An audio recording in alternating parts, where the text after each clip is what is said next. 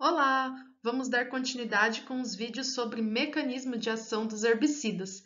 E já aproveita aí, deixa o seu like, compartilha o vídeo com os amigos e aproveita para continuar nos seguindo no YouTube e no Instagram Plantas Daninhas do Agro.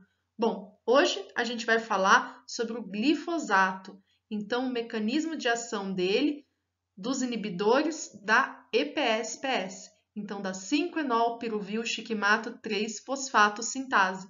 Vamos falar do grupo G. Bom, a descoberta, pessoal, do glifosato, ela ocorreu lá em torno de 1950, tá? E nas décadas aí de 60 e 70 foram desenvolvidas muitas pesquisas aí para desenvolver as propriedades herbicidas do glifosato. Então, a primeira marca aí vendida de glifosato, ela começou a ser vendida aí nos anos 70, e hoje o glifosato é o herbicida mais utilizado e mais estudado do mundo.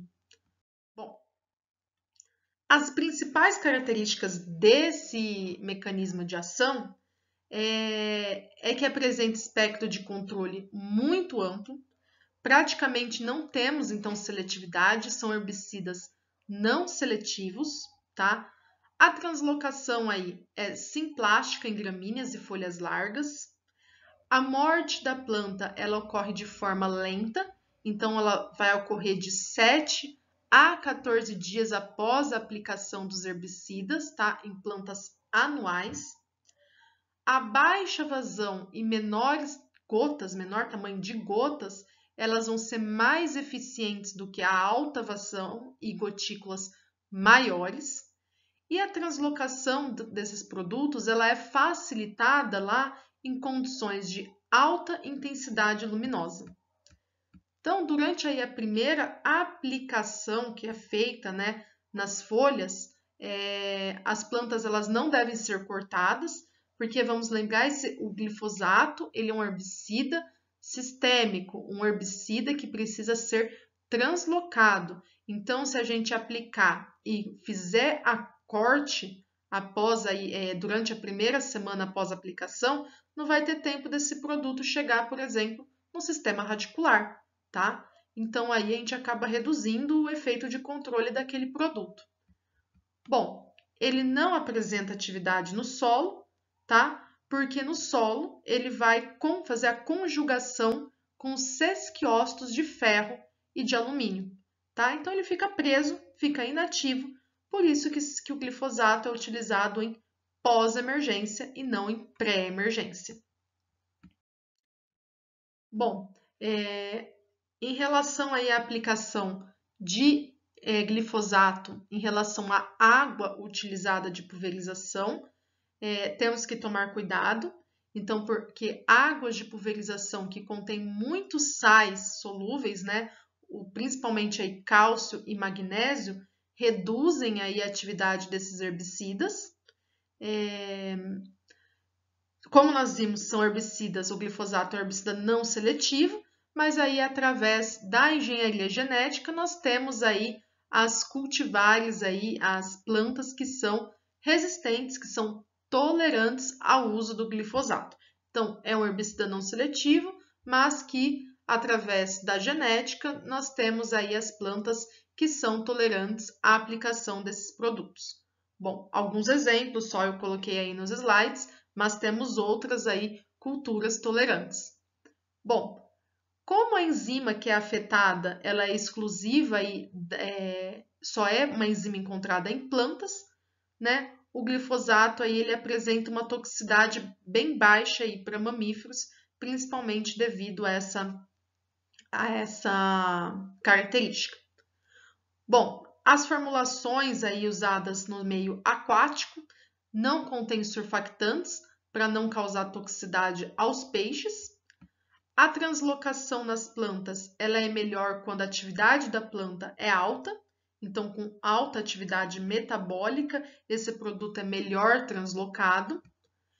A absorção desses produtos ela é lenta, só que hoje a gente já tem formulações que fazem com que esse produto seja absorvido de forma mais rápida, mas no geral a gente tem que a ocorrência de chuva pode reduzir a eficácia desses herbicidas. Hoje nós temos formulações que permitem aí uma chuva que permita que haja chuva, né, depois de 2 horas, por exemplo, que não vai afetar a absorção desses produtos. Formulações um pouco mais antigas tem formulações que não pode chover até depois de 6 horas da aplicação do glifosato, senão a aplicação é perdida. Mas hoje, aí, com o avanço da ciência, nós temos produtos aí que demandam aí um menor tempo entre a aplicação e a ocorrência de chuvas. Bom, e o efeito dele também varia com a formulação, a gente vai ver um exemplo depois. E o grupo químico deste mecanismo de ação são o grupo químico das glicinas, tá? Então, aqui nós temos o grupo químico das glicinas, onde o ingrediente ativo comercializado aqui no Brasil é o glifosato. Tudo bem? Vamos entender agora um pouquinho da rota desse produto, né? Como que acontece, como que é o mecanismo de ação do glifosato. Então, pessoal, o glifosato, ele bloqueia a enzima EPS-PS. Então, aqui, ó. Então, ele bloqueia a 5-enolpiruvil-chiquimato 3-fosfato sintase. Essa enzima, pessoal, catalisa a ligação dos compostos 3-fosfato e fosfenolpiruvato, que produz o enolpiruvil-chiquimato 3-fosfato e fosfato inorgânico, tá? Então, essa aí é a principal, o que acontece com essa enzima. Bom, a enzima, pessoal, ela reage inicialmente aí com o 3-fosfato, tá? E depois reage com o fosfenolpiruvato, que é o que a gente chama de PEP, tá? A inibição da EPS-PS, ela vai levar um alto acúmulo aí de chiquimato pelas plantas, principalmente aí nos vacúolos da planta, que é intensificado pela perda de controle do fluxo de carbono aí que acontece nessa rota.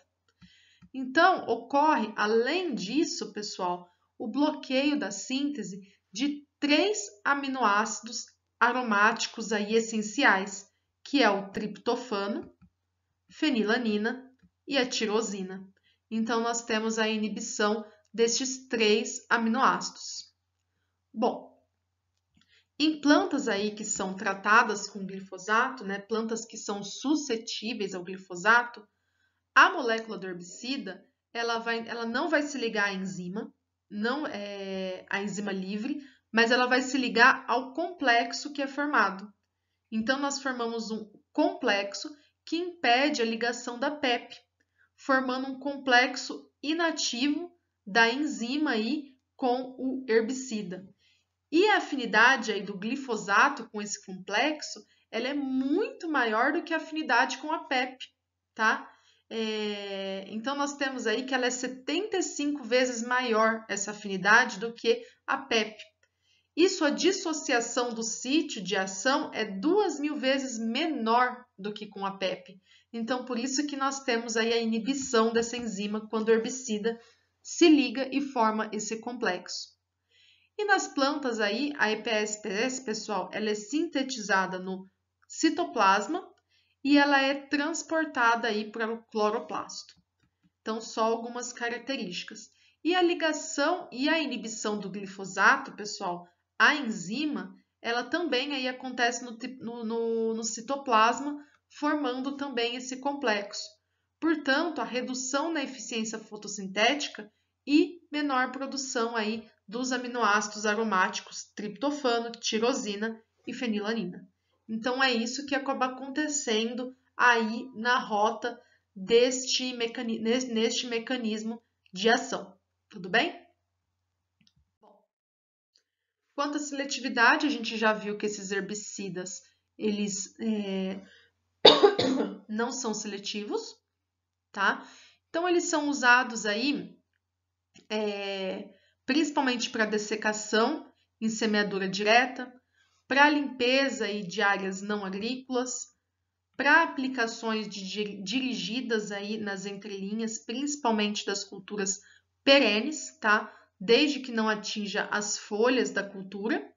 E como eles não possuem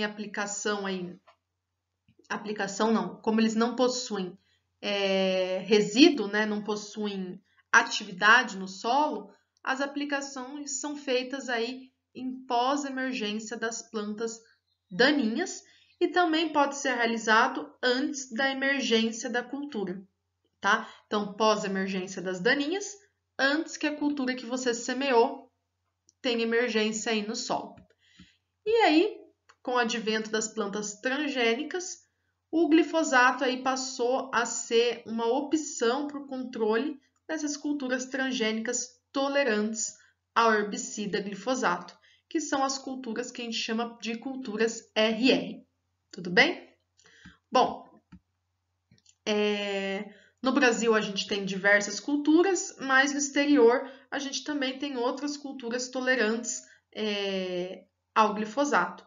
No Brasil aí as principais, né, que nós temos, a soja, o milho e o algodão, e fora e no exterior, além dessas, temos canola, mamão, alfafa e beterraba açucareira. Tudo bem? Bom, mais alguns usos do herbicida glifosato, então, nós temos aí o controle de plantas daninhas, também em áreas não cultivadas, como nas rodovias, ferrovias, ruas, indústrias. Como já falamos, a dessecação no plantio direto, renovação de pastagens, aplicação nas entrelinhas de culturas perenes, como café, frutas, áreas de reflorestamento, controle aí seletivo em culturas geneticamente modificadas, controle de plantas daninhas aquáticas e ainda como regulador de crescimento na cultura da cana-de-açúcar. Então, mais alguns usos aí deste herbicida para vocês terem aí. Aqui tem uma série de fotos somente para ilustrar alguns sintomas de glifosato. Mais sintomas. E aqui lembra que eu falei para vocês que que depende também da formulação? Olha que legal esse trabalho que eles fizeram. Está publicado na revista Planta Daninha, pessoal. Então peguei lá a foto. Então, no Brasil, pessoal, o glifosato ele é formulado aí, comercializado com diferentes formulações, tá? Então, o sal isopropilamina ele é utilizado em diversas marcas comerciais, tá? Como também no Roundup original e no Roundup Transorb.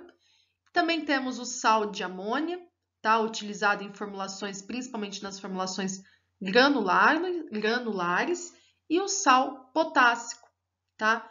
Que o representante aí é o ZAP-QI. Então, as formulações aí de glifosato, o que eles fizeram?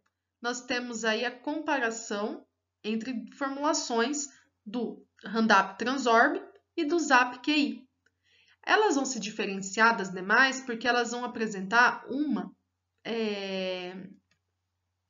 uma formulação aí de penetração foliar mais rápida do que as demais aí formulações, que estão presentes aí no mercado.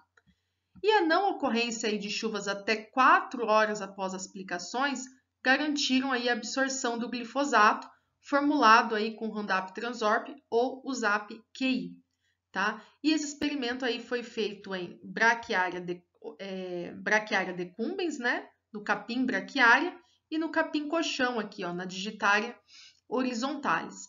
Enquanto aí nas demais formulações, o tempo mínimo aí pode chegar a até 6 horas entre a aplicação do glifosato e a condição de chuva. Tudo bem?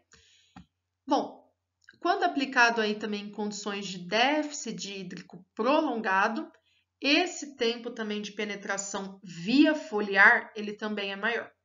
Então, a planta, pessoal, ela tem que estar em condições ótimas de desenvolvimento, sem o déficit hídrico, porque em condições de estiagem prolongada, também pode ter uma menor absorção do produto. A planta está estressada, os estômagos não estão abertos, ela não está com um metabolismo tão ativo assim, tá? Então, por isso que a aplicação ela deve ser feita aí em condições em que a planta não se encontre sob estresse hídrico. Então, aí só duas exemplos aí da diferença entre as formulações, principalmente em relação à absorção, o tempo, né, que é absorvido, e quanto ao sal que é utilizado nessas formulações. Aqui mais exemplo, então, de sintomas de glifosato, tá, pessoal? Todos os sintomas. Então, sobre o glifosato, né, mais especificamente, é isso que eu tinha de informações aí para passar para vocês. Ele pertence, então, ao mecanismo de ação da inibição da enzima EPS-PS, tá, da 5-enolpiruvil-shikmato 3-fosfato, sintase, e ele é o principal representante aí desse mecanismo de ação aqui no Brasil. Então, até a próxima aula. Não deixe aí de nos seguir tanto no YouTube quanto no Instagram, no canal aí Plantas Daninhas do Agro. E não esquece aí de deixar o seu like e compartilhar com os amigos. Até a próxima aula, pessoal!